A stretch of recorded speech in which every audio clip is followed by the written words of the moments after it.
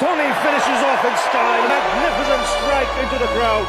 India lift the World Cup after 28 years, and it is an Indian captain who's been absolutely magnificent in the night of the final. 2 April 2011 উত্তেজনায় ফুটতে থাকা রবি শাস্ত্রীর ধারাভাষ্য যখন Wankhede stadium থেকে ধীরে ধীরে ছড়িয়ে পড়ছে ভারতবর্ষের প্রতিটি ঘরে, একজন নির্লিপ্ত মানুষ ব্যাটটা আস্তে করে ঘুরিয়ে নিলেন চক্রাকারে। উল্টো দিক থেকে লাফাতে লাফাতে দৌড়ে এলেন আর এক সহযোদ্ধা।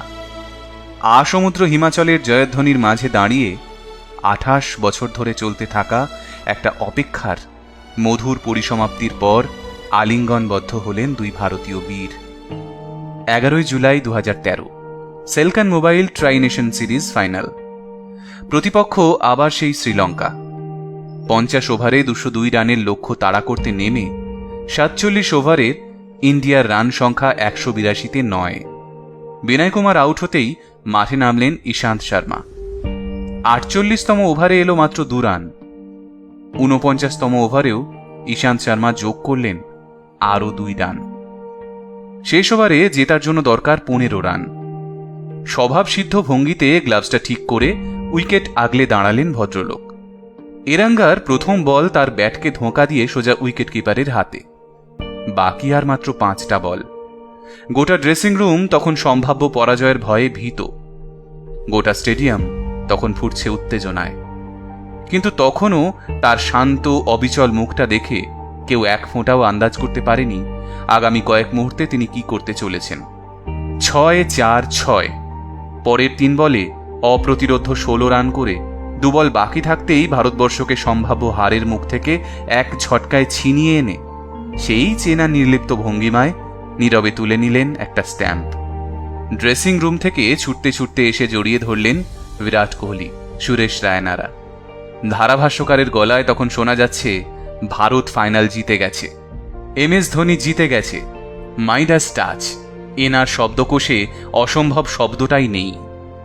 যে মানুষটা 3 বলে 16 রান করার ক্ষমতা রাখে, যে মানুষটা অস্ট্রেলিয়ার বিরুদ্ধে 4 বলে 12 রান পরিস্থিতি থেকে 2 বল বাকি থাকতে ম্যাচ জেতায়, যে মানুষটা 0.08 সেকেন্ডে স্টাম্পিং করার ক্ষমতা রাখে, যে মানুষটা 1 ওভারে 5টা 6 মারতে পারে, সেই মানুষটা যতদিন অবধি ক্রিকেট খেলেছে ভারতবাসী তার কাছ থেকে মিরাকেলের আশা করেছে।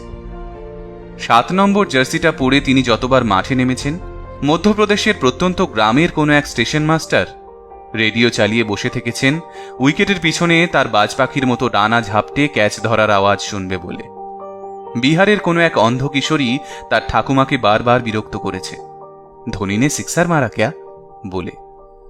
তামিলনাড়ুর কোনো এক কৃষকের উইকেট কিপার ব্যাটসম্যান সন্তান পাড়ার ক্লাবের টিভিতে হাঁ করে তাকিয়ে থেকেছে তার বিদ্যুৎ গতির স্টাম্পিং দেখবে বলে।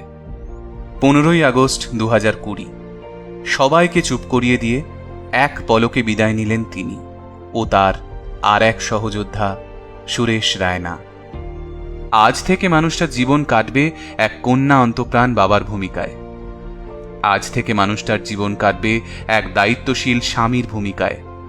হয়তো কোনো নির্জন পাহাড়ি রাস্তায় তাকে দেখা যাবে একাকী বাইক রাইডার হিসেবে, বা হয়তো কোনো মিলিটারি ক্যাম্পে ট্রেনিং করতে দেখা যাবে তাকে। ওনার সবচেয়ে কাছের বন্ধু সত্যপ্রকাশের ভাষায় বলতে হলে, ও একবার এই জগৎ থেকে বিদায় নিলে তারপর আর কখনো কোনো ভূমিকায় ফিরে আসবে না, আর কোনো দিন ওকে দেখা যাবে না এই 22 গজের দুনিয়ার আশেপাশে। এটাই আমাদের মাহি। ভালো থাকুন ক্যাপ্টেন। সবাইকে ভুল প্রমাণিত করে কোচ হয়ে ফিরে আসুন ভারতীয় ক্রিকেটের ড্রেসিং রুমে।